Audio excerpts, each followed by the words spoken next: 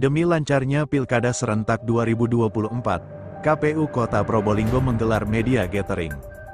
Suara Bayuangga News Probolinggo, Ketua KPU Kota Probolinggo, Radvan Faisal, saat membuka media gathering dengan para jurnalis mengatakan bahwa kegiatan tersebut sangatlah penting, agar dapat sinergi dan kolaborasi antara Komisi Pemilihan Umum, KPU, dengan para awak media pada tanggal 18 Agustus tahun 2024 malam. Pers sangat penting dalam transparansi seluruh tahapan pemilihan gubernur dan pemilihan wali kota, Pilwali, Serentak 2024 yang akan digelar tanggal 27 November tahun 2024 mendatang. Ketua KPU Radvan Faisal juga berharap etika jurnalistik dapat terus diterapkan terutama dalam melakukan cek and recheck terhadap suatu isu pemberitaan, dan mendorong keseimbangan informasi terhadap upaya KPU dalam pelaksanaan pilkada.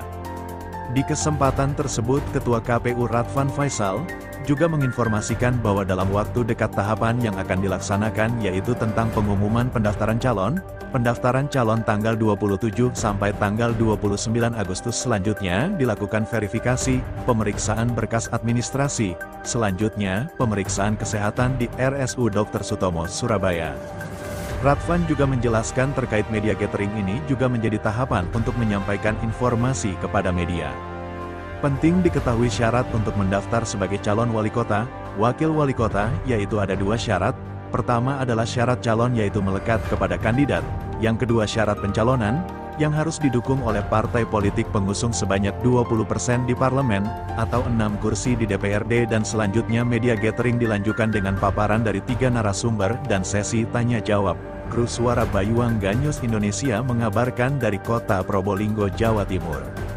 2 persyaratan yang kemudian harus disertakan pada saat proses pendaftaran kepada KPU yang dilakukan oleh kandidat peserta partai politik. Yang pertama adalah syarat calon, itu melekat kepada kandidat. Yang kedua adalah syarat pencalonan. Nah, syarat calon ini karena melekat pada masing-masing secara pribadi begitu ya, yang mulai dari identitas kependudukan, kemudian latar belakang akademik begitu ya, kemudian belum pernah dijatuhi pidana misalnya begitu, termasuk belum pernah misalnya dinyatakan pilot begitu. Nah, ini beberapa syarat yang harus mendapatkan legitimasi dari lembaga terkait.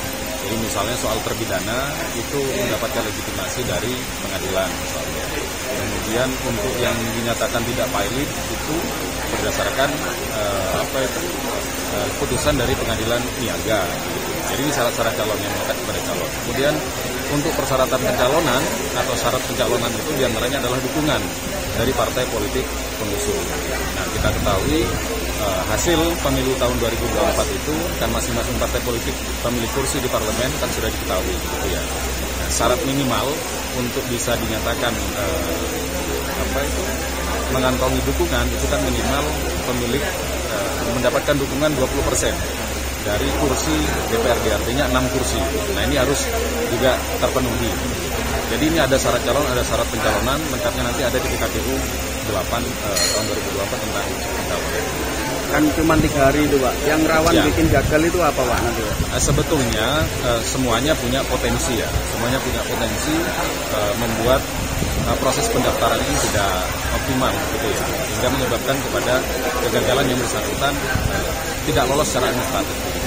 Tapi yang perlu kita pahami dalam tahapan pencalonan itu, pendaftaran itu ada masa pendaftaran, ada masa perbaikan. Artinya kalau misalnya dinyatakan dalam proses pendaftaran ini yang kita teliti adalah berkas yang penting lengkap dulu. Urusan benar itu nanti pasca itu ya, pada saat pemeriksaan administrasi.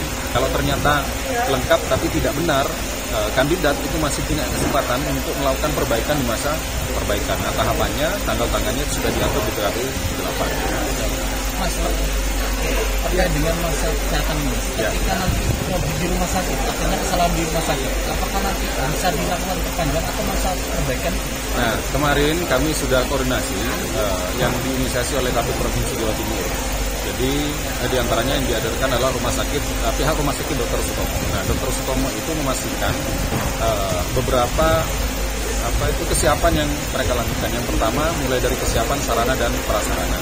Kemudian yang kedua adalah kesiapan dari sumber daya manusia yang akan dilibatkan dalam proses periksa pemeriksaan kesehatan. Dan yang ketiga, di Rumah Sakit Dr. Sutomo itu kalau dari sisi lokasi pemeriksaan itu hanya berada dalam satu koridor saja, dan itu steril. Gitu ya. Dan mereka menyatakan kesiapan berapapun calon yang kemudian datang atau bekerja sama dengan Dr. Sutomo, mereka siap. Nah, betul tadi yang disampaikan oleh salah satu penanya itu bahwa keserentakan ini kan akan memunculkan kondisi misalnya satu rumah sakit itu yang kerjasama dengan rumah sakit itu lebih dari misalnya 10 kabupaten kota. Belum lagi yang Indonesia Timur, kota-kabupaten Indonesia Timur yang belum memiliki rumah sakit tip A sesuai dengan keputusan 1090 itu.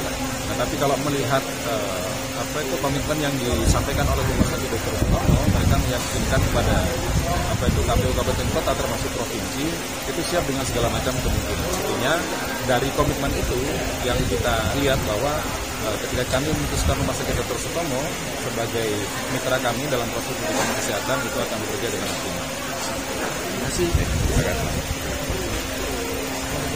Terima kasih.